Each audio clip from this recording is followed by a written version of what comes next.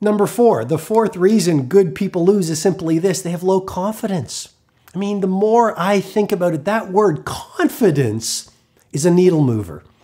Because if you look at the great business builders, if you look at an Elon Musk, if you look at a Jeff Bezos, if you look at a Phil Knight, if you look at a Warren Buffett, I recently watched a great documentary called Becoming Warren Buffett. All of these great masters had one thing in common, and it sounds very obvious, but it's acutely high levels of personal confidence.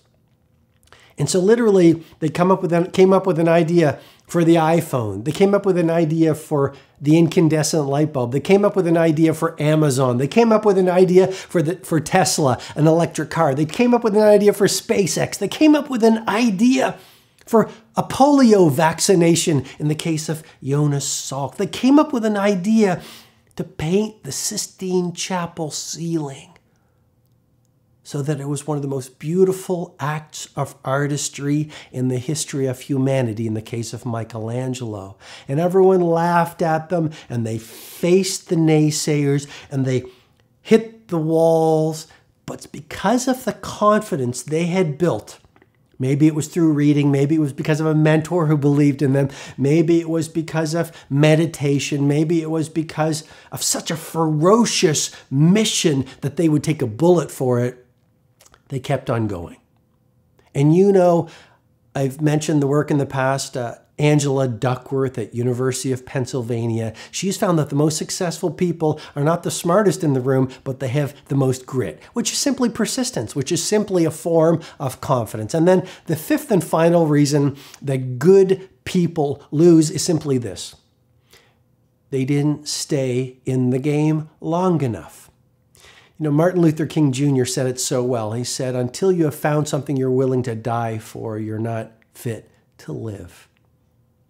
And one of the key things you want to do is simply remember this: few things are as powerful for you to win in your own unique way as staying in the game, staying with your purpose, staying with your goal longer than the world thinks it's sane for you to keep on pursuing your dream, your obsession. Maybe it's to be the best athlete in your field. Maybe it's to be the best manager in your marketplace. Maybe it's to be the best mother or father in your community. Maybe it's to be the best student at your university. I don't know what that fire within your heart is, but I am here to tell you with great love and respect, that fire is a message.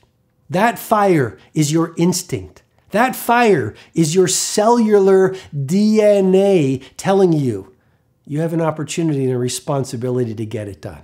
And if you don't do it, the world will be less of a place because you did not have the bravery, grit, relentlessness, confidence, and self-faith to get that done.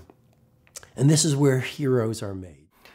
You know, it took me a really long time to understand the Martin Luther King quote, "Until you have something that's worthwhile to die for, you're not fit to live." Because for the longest time, I viewed it as, why would I want to die for anything but myself?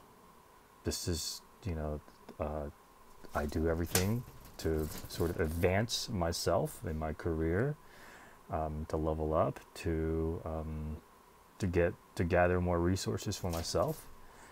Why would anyone want to live to serve someone else, to die for someone else? But you know, after a long time of being lost in chaos and in the wild, I finally came to realize the true meaning of that quote. I think it's a very powerful thing to have an ego death. And this is what really keeps you in the game. It keeps you sane. It keeps you from the inevitable suffering of life. It keeps you confident. Because if you're willing to die for something else, you are one confident person. All right, if you're willing to die, and just the fact that you're willing to die for yourself, that's not good enough to give you sheer confidence to go out there and explore the wild, the unknown, and to bring back the information to share to the community.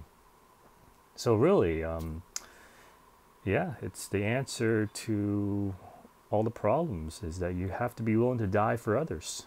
I know it sounds unreasonable, and if you live in an egocentric world, then it's a huge leap of faith. It's just it's not logical, but it's one of those things that you really have to try out and take that leap of faith to fully understand it.